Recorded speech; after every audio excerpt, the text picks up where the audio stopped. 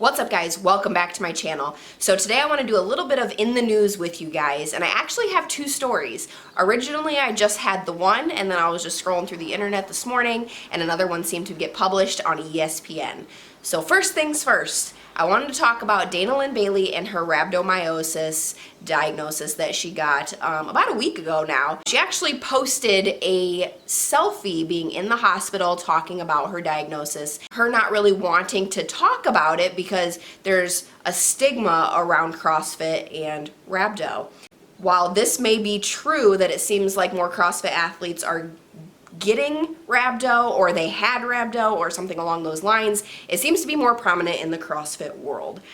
I don't have a lot of opinion on CrossFit and rhabdomyosis because to each their own. You know, some people like CrossFit, some people don't. And so I'm not here to really judge one way or the other. I have done CrossFit myself, and so I do understand the level of athleticism it takes to be able to do this sport.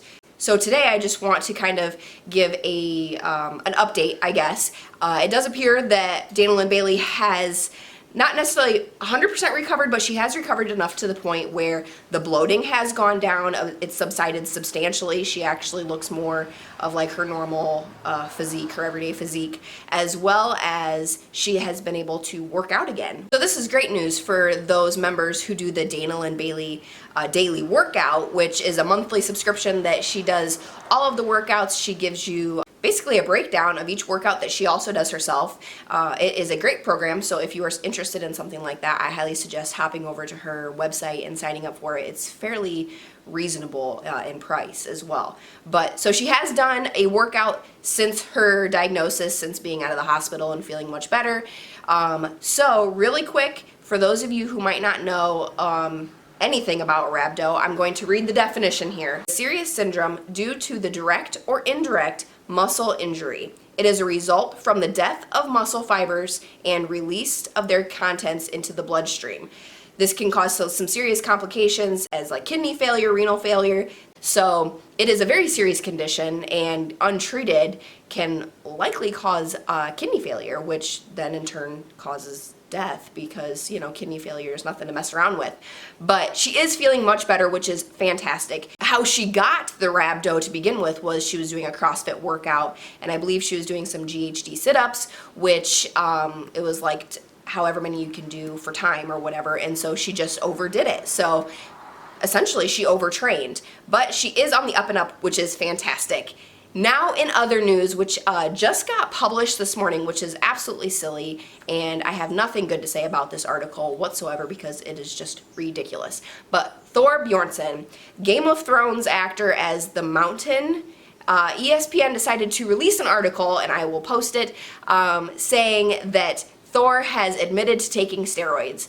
Now, this is the part that is upsetting to me, because someone does not get to be the size that Thor is, not necessarily the height, because he's always been that tall, obviously, as an adult. That's not, steroids doesn't increase your height. But you do not get to be the weight size as well as have the amount of muscle that he has on his body without something extra being put into his environment.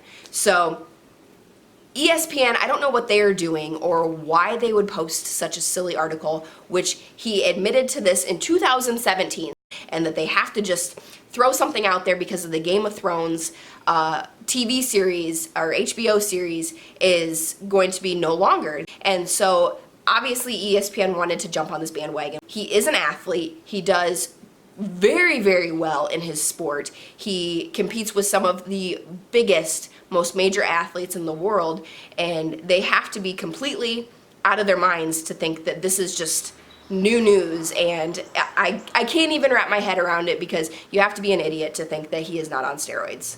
Bottom line. Being from the strongman world, I think it's so silly that they are now trying to cut him down because he is an actor as well as a strongman. If he was just a strongman, I doubt half the world would even know about him or care, but because he's on TV, suddenly the world is in an uproar because Thor might or might not be on steroids. One thing that I don't think a lot of people understand when they start posting and publishing and spreading rumors, and even if it's true rumors, is that athletes, whether it's football, baseball, strongman, bodybuilding, powerlifting, even Lance Armstrong, for example, athletes take that job, because it is a professional sport, they take it very seriously. And why wouldn't you want to be the best at your sport? You want to be the best at what you do, no matter what it takes to get there. And I think people forget that being an athlete is these people's job, or is aspiring to be their professional career. And you will do whatever it takes to get there. And so thinking that people won't do what it takes to get there is just extremely naive. People are running out of crap to talk about, so they might as well just throw Thor under the bus for something he said in 2017 that's probably still true today. It was probably true 5 years ago. It doesn't matter. The fact is that you have to be out of your mind to think that a professional athlete at his size doesn't take steroids. That's just silly. Anyways, enough of that. I am super glad you guys tuned in for today's video. Sorry it ran a little bit longer than my usual news. Thanks for tuning in. Make sure to hit that subscription button if you haven't already, and I will catch you guys next time.